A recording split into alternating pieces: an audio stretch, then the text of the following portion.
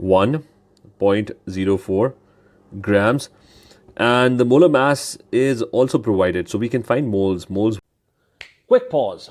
Why don't you join our free online classes at megalecture.com, where the best teachers in town are going to teach you. Quickly connect with us and join those free trial classes. Would be easy for this. PCl 5 moles. I'm going to do the working here.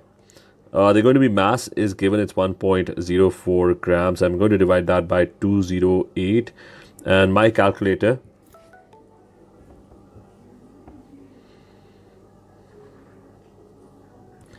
it gives me 0.005 moles.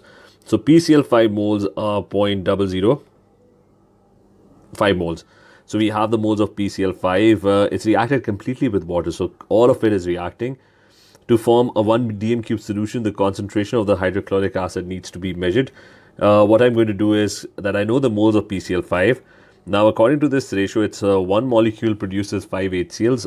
So I'm going to multiply this by 5, and I'm going to get the moles of HCl. So it's going to be 0.005 moles multiplied by 5 times, according to the ratio. And if we do this, the value I get is 0.025 moles.